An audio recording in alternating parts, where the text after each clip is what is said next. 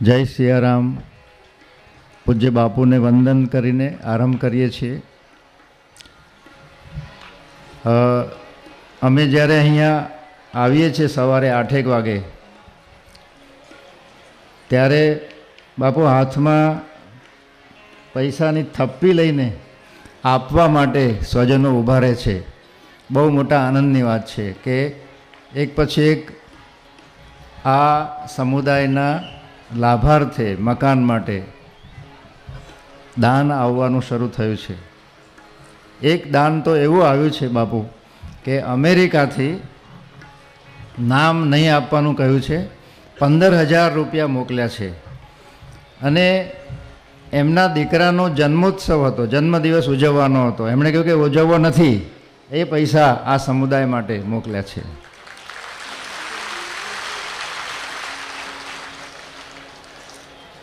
$10,000 અંબારામ દલસુખભાઈ વિઠ્ઠલભાઈ લજાઈ મોરબી ગૌ સેવાવાળા ભાઈએ આપ્યા છે. ગઈકાલે સરકારી અધિકારીઓ અહીંયા ખાસ આવ્યા, હજુ પણ ચાલુ છે કામ, 19મી સુધી ચાલુ રહેવાનું છે. આ બધા સમુદાયોમાંથી જેની પાસે ચૂંટણી કાર્ડ નથી એ બધાને અહીંયા સ્થળ પર જ ચૂંટણી કાર્ડ આપવાનું શરૂ થયું છે. અને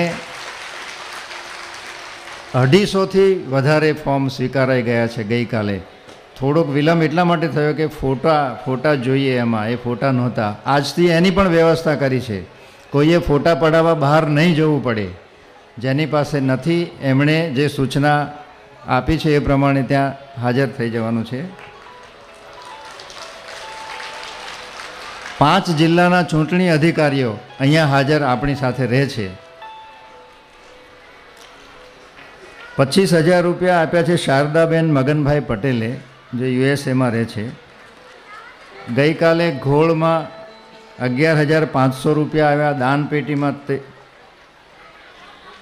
6,1100 આવ્યા. તળપદા કોળીના ભવૈયા કાલે ભવાઈ બતાવી, એટલો ઉમળકો એમને આવ્યો કે એમણે પોતે 11,111 આ સમુદાયને આપ્યા. મારે એક બીજી વાત કરવી છે. ગઈકાલે સાંજની બાપુએ ઓચિંતા ખોડાજીભાઈને કહ્યું કે મારે ડફેરના દંગે જવું છે. આજથી 5 વર્ષ પહેલાં મિત્તલે છાપામાં વાંચ્યું હતું કે ગેડિયા ગામની સીમમાં ડફેરનો ત્રાસ, અને પહેલી વાર આ સમુદાય તરફ જવાને એને પગલાં ભર્યા. વરસતા વરસાદમાં એ ગેડિયા ગામની સીમમાં પહેલી વાર આ સમુદાયના કોઈને એ મળી. ગઈકાલે સાંજે ખોડાજી કહ્યું કે હું પહેલાં રસ્તો જોઈ આવું, ખેતરમાં ઉબડ-ખાબડ રસ્તામાં. અને સાંજે દિવસ આથમતા પહેલાં થોડા પહેલાં બાપુની સાથે અમે પહોંચ્યા. તો જે દ્રશ્ય જોયું બાપુ, અમે પણ પહેલી વાર પહોંચ્યા.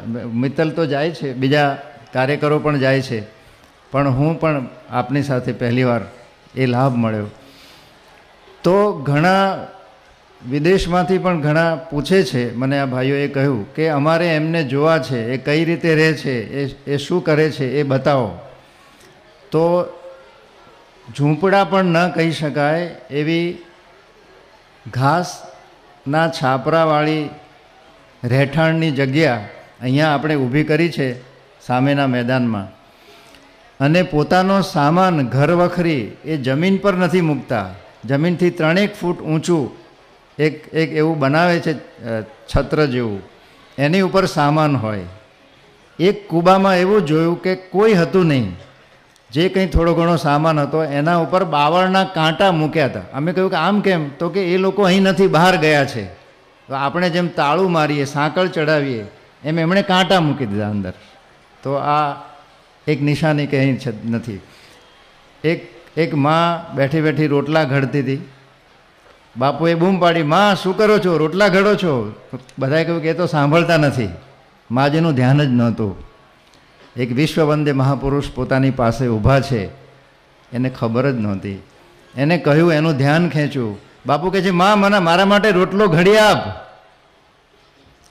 અને થોડી વારમાં બાપુ હજુ ખાટલામાં બેઠા ત્યાં રોટલો આવી ગયો એમને માટે.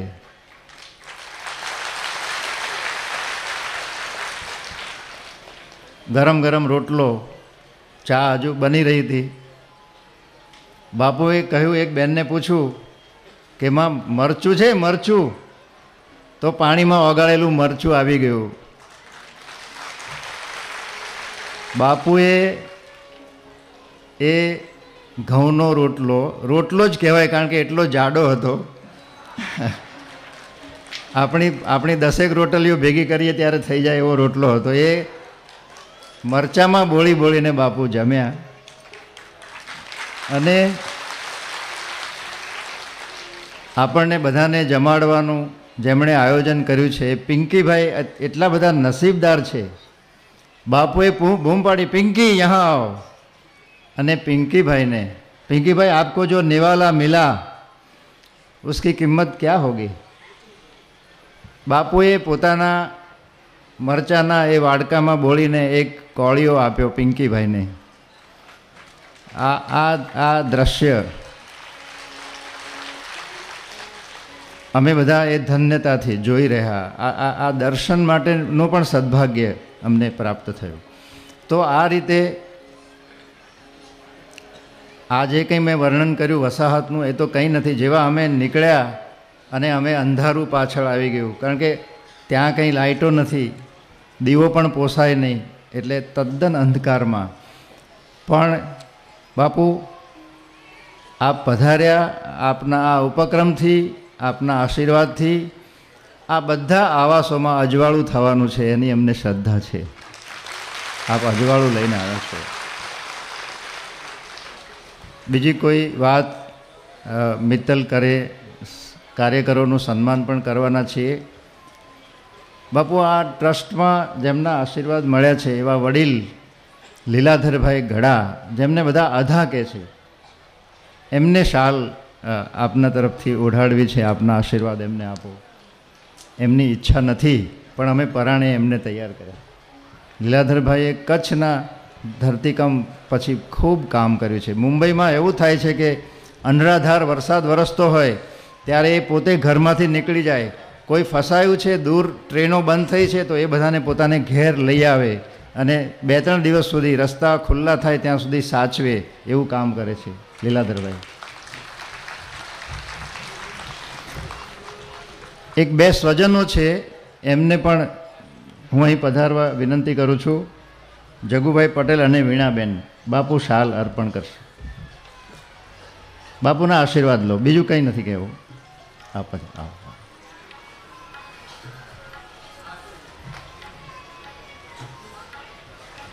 અમેરિકા રહે છે જગુભાઈ પટેલ અને વીણાબેન પટેલ.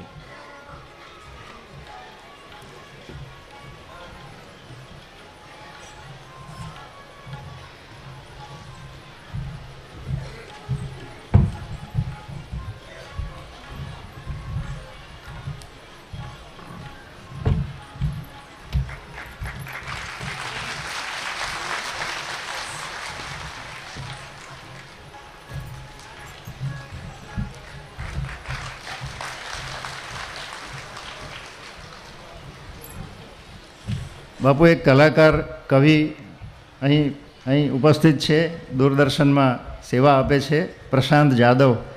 એ પણ તુરી સમાજના છે અને ખૂબ આગળ વધ્યા છે આજે તો. પ્રશાંત આવો.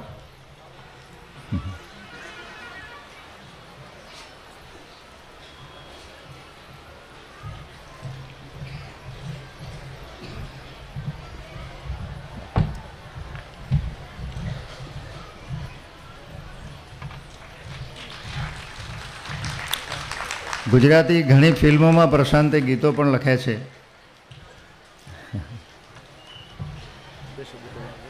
પ્રશાંત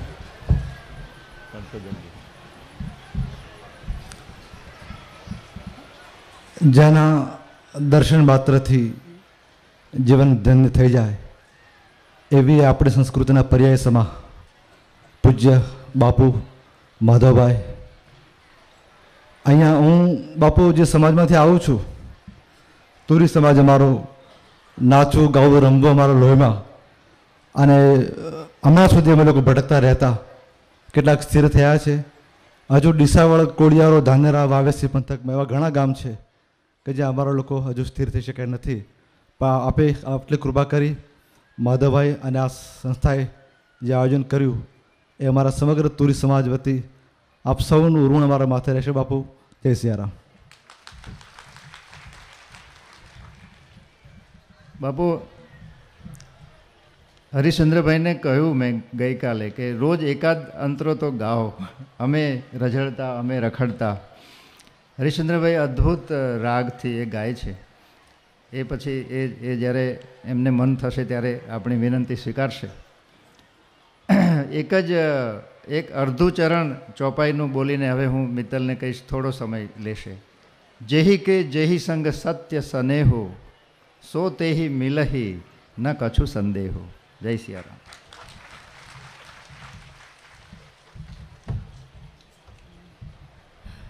ગઈકાલની જેમ જ આજે ફરીથી સમુદાયમાંથી જેણે ઘણું મોટું કામ પોતાના સમાજ માટે કર્યું છે ને પોતાનામાંથી પણ પછી લાગ્યું કે નહીં, બૃહદ વિચારવું જોઈએ. એટલે ફક્ત પોતાના સમાજથી આગળ જઈ અને સમગ્ર વિચરતી વિમુક્ત જાતિ માટે વિચારીએ એવા થોડાક આગેવાનો છે જેમણે ઘણું સરસ કામ કર્યું છે. દિલીપભાઈ રાવળ પ્રાંતિજથી છે. દિલીપભાઈ પ્રાંતિજ નગરપાલિકામાં અત્યારે ઉપપ્રમુખ છે. પ્રાંતિજમાં વોર્ડ નંબર 1માં વિચરતી અને વિમુક્ત જાતિની ઘણી મોટી વસ્તી છે. બાપુના હસ્તે આશીર્વાદ લે છે. ઘણી મોટી વસ્તી છે વિચરતી જાતિની, અને અત્યાર સુધી બીજા સમાજના લોકો ત્યાં ચૂંટાઈને આવતા હતા અને એના કારણે ખૂબ ઓછું કામ એ વોર્ડમાં થતું હતું. ગંદકી છે, કોઈને આવાસની પણ સુવિધા નહીં, એટલે ખૂબ પછાત આપણે કહી શકીએ તે પ્રકારનો આખો વોર્ડ રહી જતો હતો. એક વિચાર એ પણ આવ્યો કામ દરમિયાન કે આપણા સમાજના જ લોકો જો ગણતરી કરીએ કે કેટલા થઈએ છીએ અને પછી આપણે જ ઇલેક્શનમાં ઊભા રહીએ તો કેવું એમ. અને એ વિચાર પછી આપણે બધાને સાથે બેસાડ્યા અને પછી નક્કી કર્યું કે દિલીપભાઈ એવા છે કે જેને આપણે પ્રતિનિધિ તરીકે ચૂંટીએ આપણામાંથી, અને પછી એમને કોઈ પણ પક્ષ આપણને ટિકિટ આપે છે તો બરાબર છે, નહીં તો અપક્ષ પણ આપણે ઊભા રહીશું એમ કરીને. અને એમની આખી પેનલ બની અને ઇલેક્શનમાં ઊભા રહેવાનું નક્કી થયું. નક્કી થયા પછી બાપુ સરકારી અધિકારીઓને ખબર પડી કે સરકારી અધિકારી નહીં, સ્થાનિક પોલિટિક્સ જે છે એમને કે આવું થઈ રહ્યું છે ને સંખ્યા સમુદાયની ઘણી વધારે, એટલે આ જીતવાના હતા તે નક્કી જ હતું. એટલે પછી એમણે વોર્ડનું વિભાજન વચ્ચેથી કરાવી દીધું.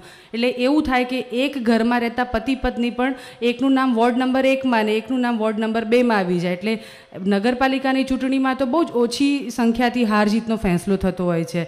એ પ્રકારની આખી પ્રક્રિયા એમણે કરી અને વોર્ડમાં એટલે મતની વહેંચણી કરી નાખી જેથી આ લોકો જીતી ના શકે એમ કરીને.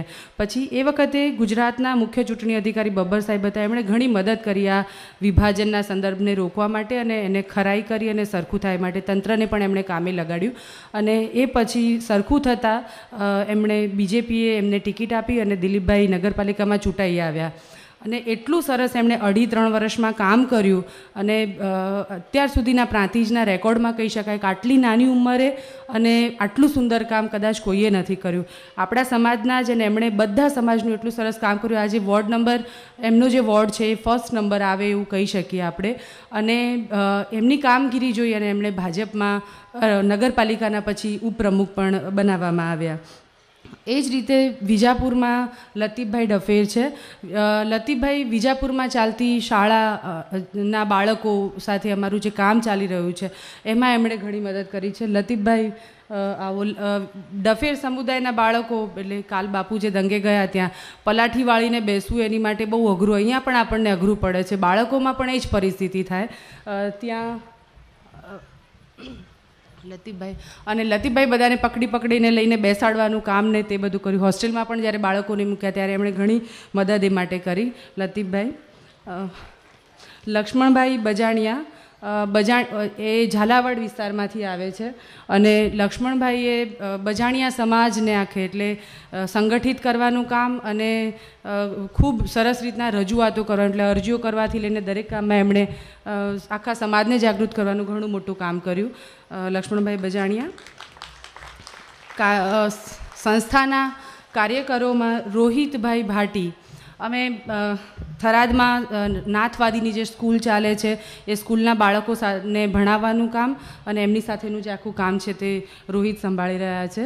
રોહિત, બાળકો સાથેના શિક્ષણની શરૂઆત શું કામ કરવી પડી? પહેલાં બીજા બધા ઘણા પ્રશ્નો છે, એમાંનો એક પ્રશ્ન એ પણ છે કે શિક્ષણનો ઘણો અભાવ છે. જ્યારે કામની શરૂઆત કરી ત્યારે પહેલી વખતે એવું નક્કી કર્યું કે આ ફોર્મ બધાને પ્લોટ મળે, ચૂંટણી કાર્ડ મળે, મતદાર કાર્ડ મળે માટે આપણે ફોર્મ ભરવાનું કામ કરીએ. અને સુરેન્દ્રનગર જિલ્લામાં અમે લોકોએ નક્કી કર્યું કે 10 આગેવાનો, ઘણી બધી વસાહતો, પણ 10 આગેવાનો આપણે કલેક્ટરને મળવા જઈએ અને આપણા ફોર્મ ભરીને આપણે કલેક્ટરને આપીએ એમ કરીને. એટલે 10 જણાની અરજી તૈયાર કરાવી અને અમે કલેક્ટર કચેરીએ સોમવારનો સમય નક્કી કરી અને અમે આપવા જવાના હતા. ગામોમાં આજુબાજુ વિસ્તારમાં બધાને ખબર પડી કે અમને પ્લોટ માટેની અરજીઓ થઈ રહી છે. એટલે જ્યારે કલેક્ટર કચેરી 11 વાગે અમે પહોંચ્યા ત્યારે 150થી વધારે સંખ્યા ત્યાં પહોંચી ગયેલી. એટલે આટલા બધા માણસો, આપણે તો 10નું જ કીધેલું, કેવી રીતે કંટ્રોલ કરવું એમ. એટલે બધા જ પછી અમને પણ ફોર્મ આપો, કોરું ફોર્મ આપો, કોરું ફોર્મ આપો. એટલે પછી પ્લોટ માટેની અરજી કરવાનું એક કોરું ફોર્મ મેં એમને આપી દીધું, કેમ કે હું જવાબ નહોતી આપી શકી, એ પરિસ્થિતિમાં આવી ગઈ. થોડી વાર થઈ એટલે પછી મને એક આવ્યા, કદાચ ગુલાબભાઈ જ હતા, મને કે એક ભરેલું ફોર્મ આપો. એટલે મેં તરત એક ભરેલું ફોર્મ આપ્યું અને પછી લગભગ અડધો કલાક બેઠા છું, કલેક્ટર અમને સમય આપે ત્યાં સુધી. અને પછી ફોર્મ ભરાઈને આવવાના શરૂ થયા. તો બાપુ, આપે પહેલા દિવસે વાત કરેલી કે જોઈ જોઈને લખતા મને આવડે છે, બસ એના જેવું. બધા જ ફોર્મ કરીમભાઈ લતીફભાઈ ડફેર, કરીમભાઈ લતીફભાઈ ડફેર. એટલે જોઈ જોઈને લખતા આવડ્યો છે એવી રીતના એ લખીને. એટલે આખો બંચ આટલો એક જ વ્યક્તિના નામના ફોર્મથી ભરાયો. એટલે એ પણ સમજ નથી કે અહીંયા મારું નામ આવે, મારા માટે પ્લોટની માંગણી કરીએ છીએ. આ જોયા પછી થયું કે શિક્ષણનું કામ આપણે કરવું જ જોઈએ. અને પછી વસાહતોમાં અમે શાળાનું કામ શરૂ કર્યું. આજે 15 જગ્યાએ અમારી વૈકલ્પિક શાળા, એટલે ઝાડ નીચે ભણાવવાનું અથવા નાનો તંબુ અથવા ઘાસના સામે દેખાય છે તે પ્રકારના ઝૂંપડા કરી અને ત્યાં જ વસાહતમાં બાળકોને ભણાવીએ છીએ. 5 જગ્યાએ નાના બાળકોને પોષણયુક્ત આહાર મળે એ માટે બાલઘર પણ કરીએ છીએ. તે પછી સમુદાયના વ્યક્તિઓ જેમણે જે પણ વ્યવસાય સાથે સંકળાયેલા છે એ બાપુને ભેટ અર્પણ કરશે. છનાભાઈ બારોટ, મોહનભાઈ, રામજીભાઈ બારોટ રાવણ અથ્થો બાપુને અર્પણ કરશે.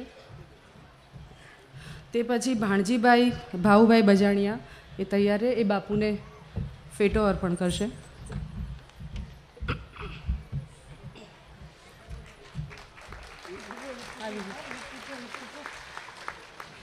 ભાણજીભાઈ બજાણિયા, ભાઉભાઈ બજાણિયા બાપુને. તે પછી રામાભાઈ ગાડલિયા, જયંતિભાઈ ગાડલિયા છે એ લોખંડના ઓજારો બનાવવાનું ને એ કામ કરે. તે બાપુને સાણસી, ખરપિયો, ચીપિયો એવું બનાવતા હોય છે, તો તે બાપુને અર્પણ કરશે. પહેરાવો પહેરાવો.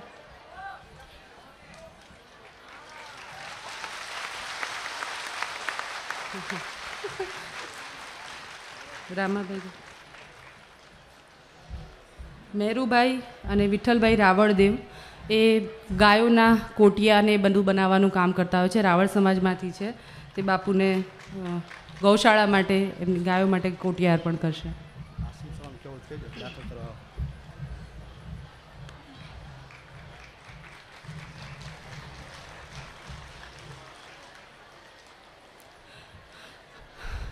કથાના આરંભથી લઈને આજ સુધી સમુદાયમાં ખૂબ જ હર્ષોલ્લાસ છે, બધા ખૂબ જ આનંદમાં છે.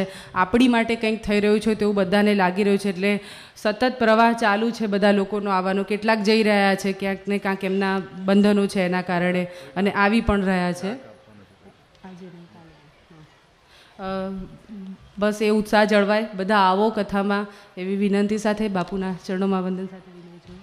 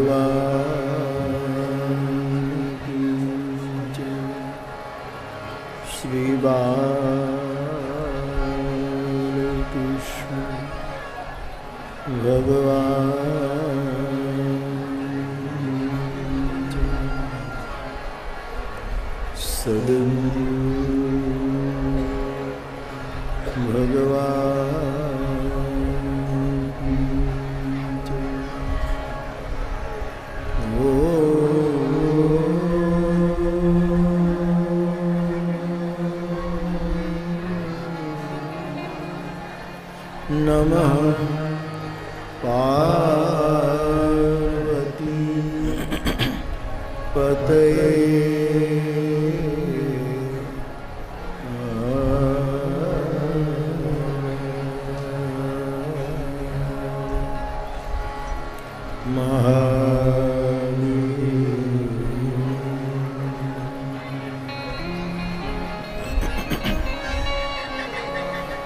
श्री राम जय राम जय जय राम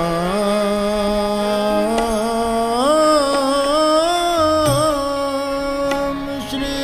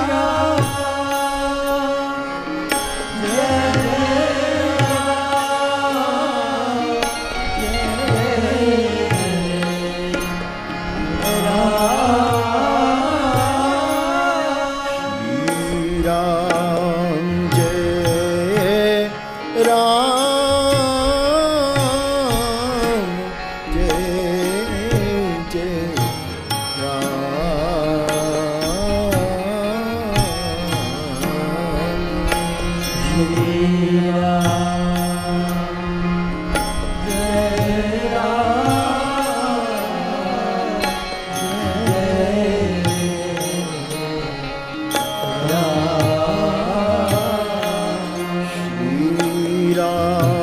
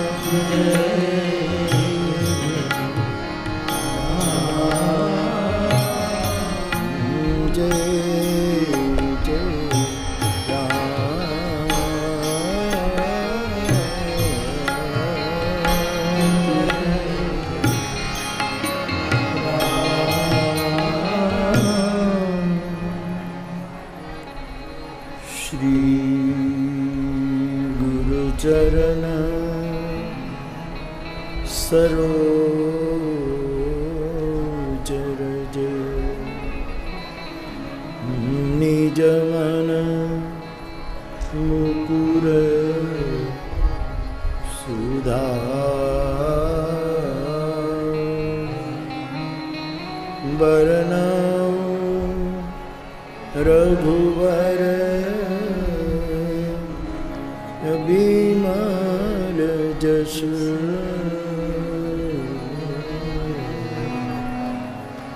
જો દાયક હલ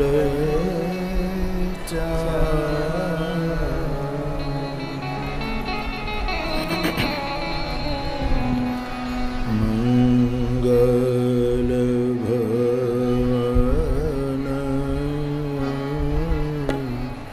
અમંગલ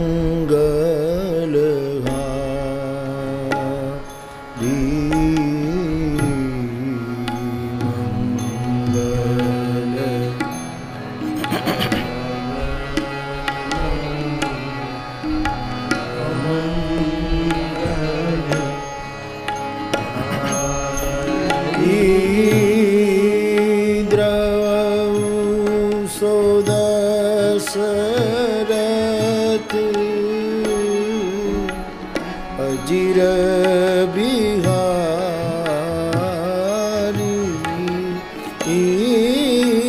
દ્રવ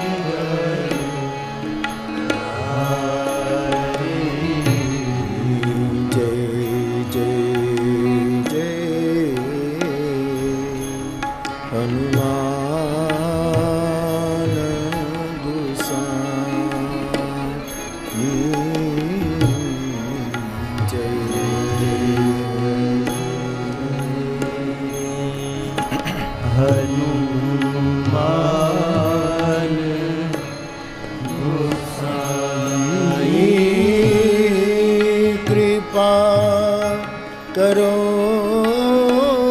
ગુરુ દેવકીના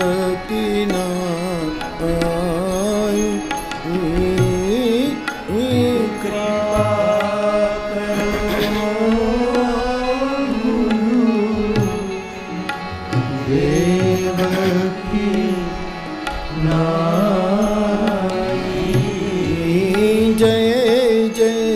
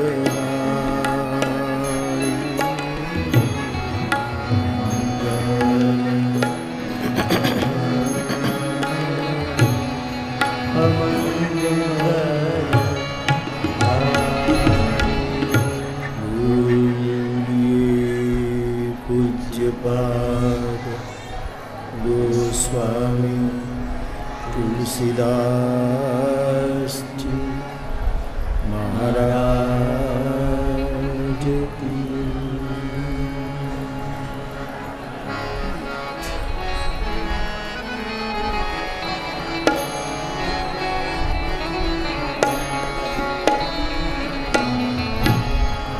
पाप करत निसी बासर जाई, पाप करत निसी बासर जाई, पाप करत निसी बासर जागी, पाप करत निसी बासर जागी।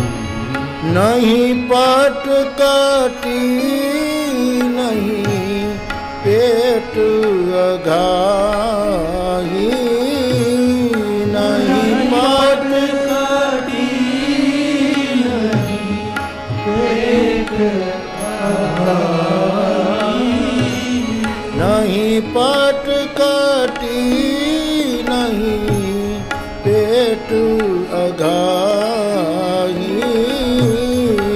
नहीं पाट काटी नहीं पेट अघाई।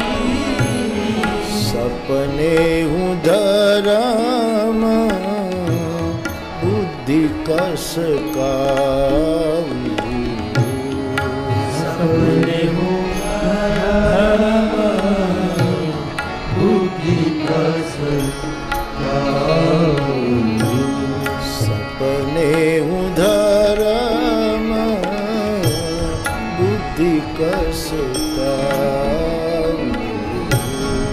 सपने हूँ धर्म बुद्धि कस का। यह रघुनंदन दरस प्रभाव, यह रघुनंदन दरस प्रभाव, यह रघुनंदन दरस प्रभाव,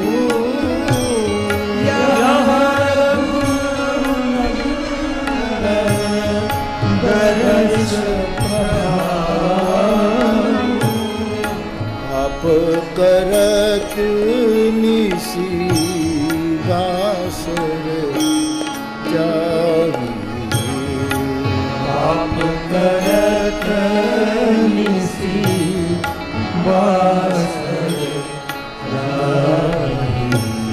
नहीं पट कटी नहीं पेट अघागी, नहीं पट कटी नहीं पेट अघागी, पाप करत निसी बासर जागी, पाप करत निसी बासर जागी।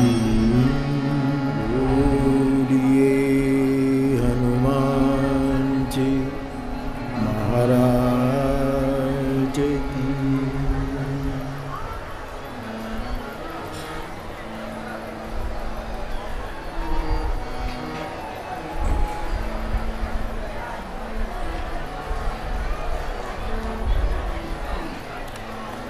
બાપ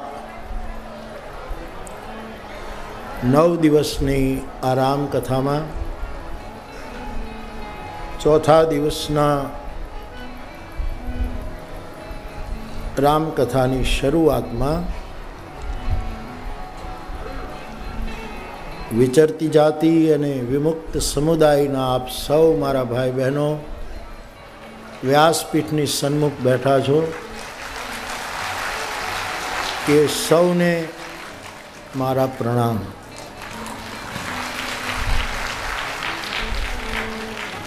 આપને સમજવા, આપની મુશ્કેલીઓને સમજવા, આપની કળાને આદર આપવા, આપની પાસે જે હુન્નર છે એ હુન્નરને સન્માન આપવા, અન્ય તમામ વર્ગોની જે અહીંયા ઉપસ્થિત છે એ સૌને પણ મારા નમન.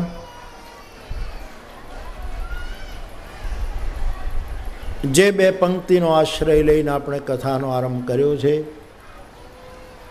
એનો ફરી એક વખત સ્મરણ કરીને આગળ વધીએ તે પહેલાં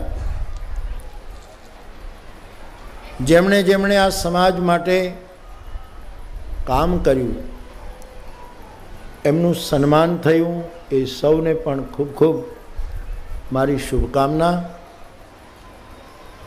એમને વધારે કાર્ય કરવાનું બળ મળે. ગઈ રાત્રિએ સંધ્યા સમયે જેમણે આ મંચ પરથી પોતપોતાની કળા, પોતપોતાની વિદ્યાને રજૂ કરી, એ સૌ કલાકારોને પણ મારી શુભકામના, મારી પ્રસન્નતા. અને આજે મારી સાથે મારી વ્યાસપીઠના મંચ પર મારા રામાયણના ગાનની સાથે સહયોગ કરવા માટે મુરલી વગાડનારા બે વડીલો, ડાક વગાડનારા બે વડીલો, રાવણથ્થો વગાડનારા એક વડીલ અને વાયોલિન વગાડનાર એક યુવાન, એ બધાનું મારી વ્યાસપીઠ સ્વાગત કરે છે.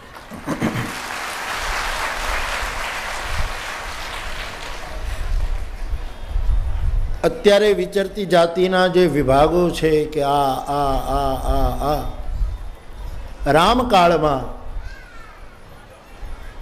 એ સમાજ કૌલ અને કિરાત નામે પ્રસિદ્ધ હતો. એને કૌલ કહેવાતા, એને કિરાત કહેવાતા. અને હું વારંવાર સિદ્ધ કરવા માટે નહીં, ઓલરેડી આ વાત સિદ્ધ છે એટલા માટે કહી રહ્યો છું કે અહીંયા વિચરતું કોણ નથી. બહેતા પાણી નિર્મલા, બંધ તો ગંધીલા હોય. વિચરણ પણ મેં પહેલે દિવસે પણ કહ્યું હતું, તમારું વિચરણ એ તમારી મજબૂરી છે અને એ મજબૂરીમાંથી કોઈ ઉકેલ આવવો જોઈએ. એટલા માટે આપણે આ કથાને અહીં માંડીને બેઠા છીએ. આ જગતમાં સ્થિર એક જ વસ્તુ છે એવું આમાં ઘણા ભરથરી સમાજના પણ ભાઈઓ છે, એ પણ એક સમાજ છે.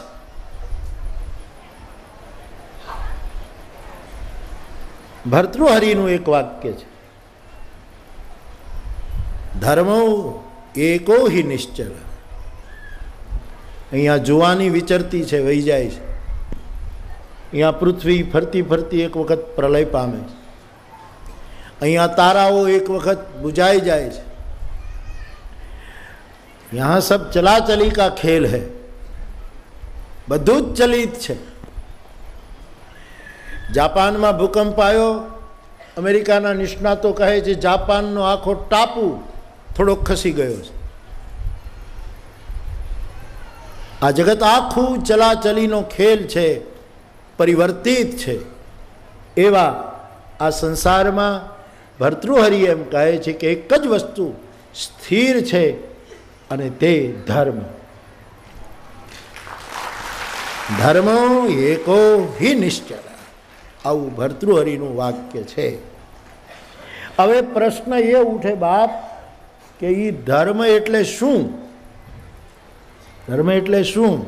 હું આ તિલક કરું છું એમાં ધર્મ સમાઈ જાય? તિલક કરવું મને ગમે, મારી એક પ્રવાહી પરંપરાનું એમાં જતન અને મારી નિષ્ઠા સમાયેલી હોય છે. પણ એવો અર્થ ન થાય કે મારા તિલકમાં ધર્મ સમાઈ ગયો. હું રુદ્રાક્ષની માળા પહેરું ગળામાં કે હાથમાં તુલસીની જપમાળા રાખું, એ મારો જીવનનો આધાર છે. પણ એનો અર્થ એમ ન થાય કે ધર્મ એમાં સમાઈ ગયો. એ પોતપોતાની મોજ. મારી પાસે કાલે એક પ્રસ્તાવ આવ્યો, બહુ જ સારા ભાવથી એ પ્રસ્તાવ આવેલો કે એક ભાઈ એવું ઈચ્છે છે, આ વિસ્તારના જ છે ને, મારા જાણીતા, બહુ મારા જૂના શ્રોતા, માંડલ ને થરા ને આ બધું જે મારી ઘણી કથાઓ થઈ એ વખતની આ વાત છે. એ ભાઈનો એવો મનોરથ કે આ જે વિચરતી જાતિના ભાઈ બહેનો જે બધા આવ્યા છે એ બધાને મારે એક એક માળા આપવી છે, એવો એનો વિચાર. એટલે મેં સવિનય કહેવડાવ્યું કે ભાઈ એ કથા પૂરી થઈ જાય પછી તમે ડંગે ડંગે ફરજો અને જેની ઈચ્છા હોય એને આપજો, નહીંતર મારી કથામાં ક્યાંક એવો એક સૂર ન પ્રગટે. બાપુ તો કંઠી પહેરાવવા નીકળ્યા હતા. નહીં સાહેબ, તલગાજરાના બાવાની રીત બધાથી થોડીક જુદી છે.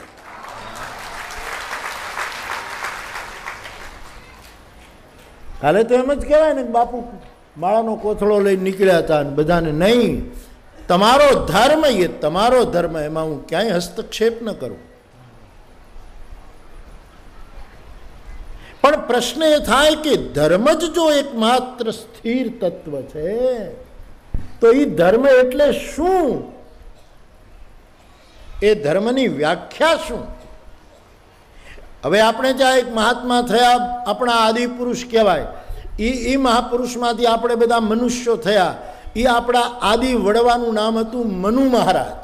આપણા બધાના, આખી જગતના માનવના બાપનો બાપનો બાપનો બાપનો બાપનો બાપનો બાપનો બાપનો બાપનો બાપનો બાપનો બાપનો દાદાનો દાદાનો દાદાનો દાદાનો દાદાનો દાદાનો એટલો મોટો મહાપુરુષ, એમાંથી આખા જગતની માનવ જાત આવી છે. એમ આપણો સનાતન ધર્મ અને આપણી પ્રવાહી પરંપરા પોકારી પોકારીને કહે છે. એ મનુ મહારાજે એમ કહ્યું કે ધર્મના 10 લક્ષણો છે.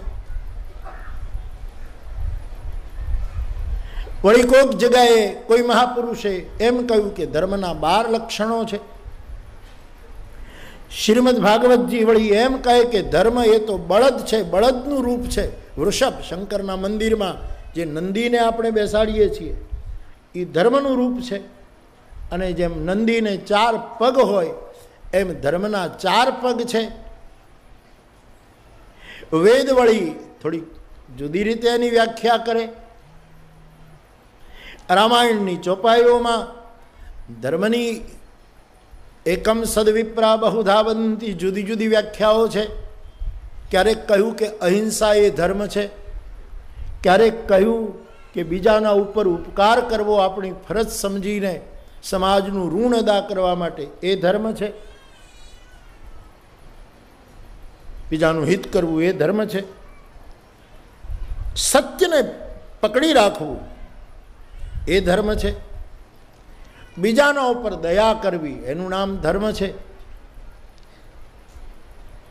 કોઈની હિંસા ન કરવી, અહિંસક રહેવું એનું નામ ધર્મ છે. આવી ધર્મની જુદી જુદી સમજણ આપણને ઋષિમુનિઓએ આપી છે. પણ આપણે મારી વ્યાસ પીઠ તરફ આદર છે, મને તમારા તરફ મમતા છે, અને એટલા માટે મેં મારા અનુભવમાં મારી આ 50 વર્ષની રામકથાની યાત્રામાં પૂર્વગ્રહ છોડી દે, ગાંઠો છોડી મૂકે, કટ્ટરતા મૂકી દે, નિષ્ઠુરતા મૂકી દે, શઠતા મૂકી દે, તો વિશ્વની કોઈ પણ વ્યક્તિએ, કોઈ પણ ધર્મના પાળનારાએ આ વાત સ્વીકારવી પડે એવું વિનમ્ર માનું છું. એ ધર્મના 3 સૂત્રો મારી વ્યાસપીઠે આમ તો પરંપરામાં જ છે, કયા છે ધર્મ એટલે સત્ય, ધર્મ એટલે પ્રેમ અને ધર્મ એટલે કરુણા. ધર્મ જ આ જગતમાં સ્થિર છે, બાકી બધું ચલાચલીનો ખેલ છે. એમ જ્યારે ભર્તૃહરિ કહે છે ત્યારે આ ત્રણ વસ્તુ તમને નથી લાગતી કે આ ત્રણ જ ટકશે? સત્ય જ રહેશે જગતમાં, પ્રેમ જ રહેશે જગતમાં અને કરુણા જ રહે. કબીર સાહેબે કહેલું કે પરમ તત્વનું જો નામ જે સત્ય છે એ જ ટકશે, બાકી બધું જ ખલાસ થઈ જશે.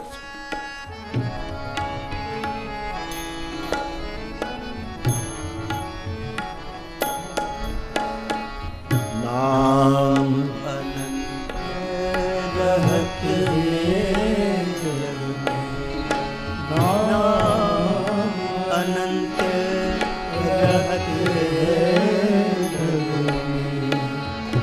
દૂજા તત્વ ન કોઈ, દૂજા તત્વ ન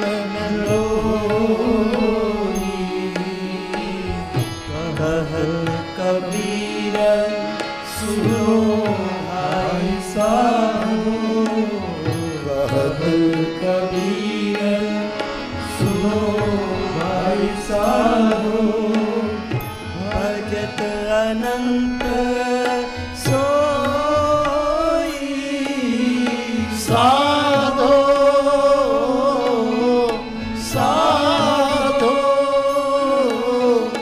સાધો ये मुर्दो कदावन साधो साधो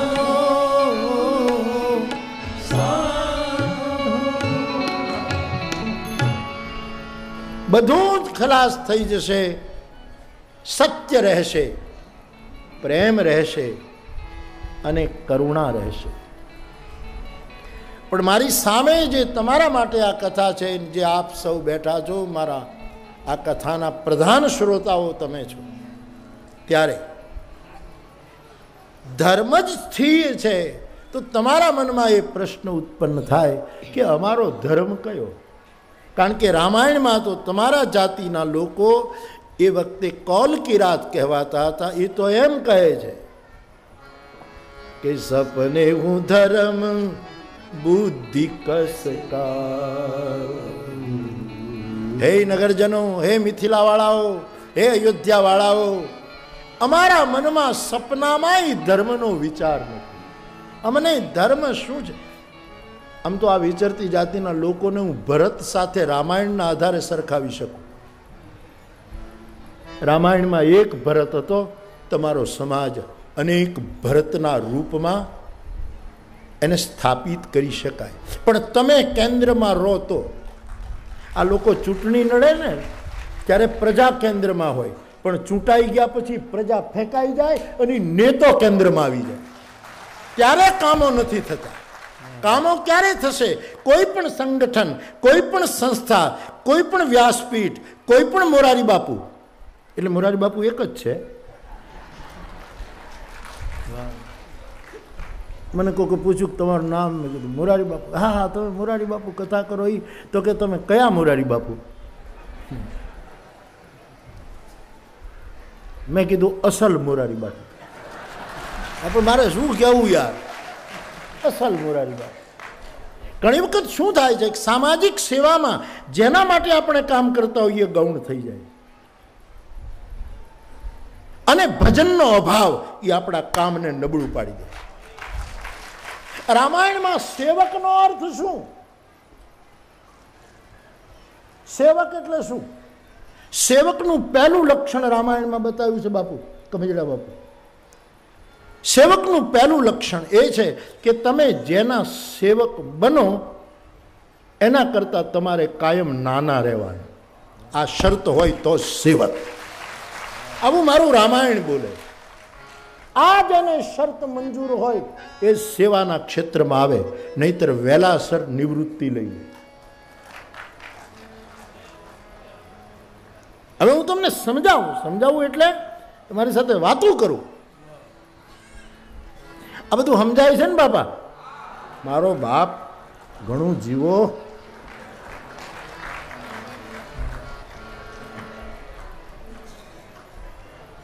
શંકર ભગવાન જે છે, શંકર ભગવાન બરાબર, એ શંકર ભગવાનની સ્થાપના રામાયણમાં કોણે કરી? રામેશ્વર ભગવાનની. પેલો મોટો પુલ બાંધ્યો દરિયા ઉપર, રીંછ અને વાંદરાઓ ભેગા થયા, બહુ મહેનત કરી અને આખો પુલ બાંધી દીધો, નાળું બાંધી દીધું દરિયા ઉપર. અને પછી ભગવાન રામે ત્યાં શિવની સ્થાપના કરી. મારે શંકર ભગવાનને અહીંયા બેસાડવો છે. આપણે કોઈની સ્થાપના કરીએ તો એ આપણાથી મોટો હોય. આપણે સ્થાપના કરનારા કાયમ નાના રહેવા જોઈએ. પણ થાય છે શું કે જેની સ્થાપના કરીએ છીએ એ બિચારા સમયાંતરે નાના થઈ જાય છે અને આપણે બધા મોટા ભા થઈ જઈએ છીએ. આના માટે જાગૃતિ જરૂર છે. હવે તમે સમજો, જુઓ સાહેબ, શંકર ભગવાન મોટા એટલે રામે એની સ્થાપના કરી. પણ શંકર ભગવાનને થયું કે મારે રામની સેવા કરવી છે, પણ હું તો મોટો, સેવા કરવા માટે નાના થવું જોઈએ. અને તેથી શંકરે વાનરનું રૂપ લઈ લીધું, બંદર બની ગયો, માકડું બની ગયો શંકર. અને બંદર બની અને રામ કરતા હું નાનો છું, રામ સુંદર છે, હું બંદર છું, આટલું નાનપ સ્વીકારી અને પછી સેવામાં પ્રવેશ કરી શકાય. આ સેવાના ક્ષેત્રનું પહેલું લક્ષણ. સેવા કરવી હોય તો એનું બીજું લક્ષણ,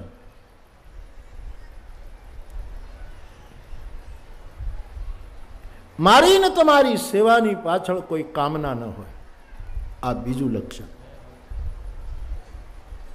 સકામ સેવાને છૂટ આપી છે, પણ સકામ સેવા મારી દ્રષ્ટિએ, તમે અહીંયા જે પાણીની લાઈનો નાખી હશે આ બધા વ્યવસ્થા માટે, એ પાણીની જે લાઈન તમે નાખો એમાં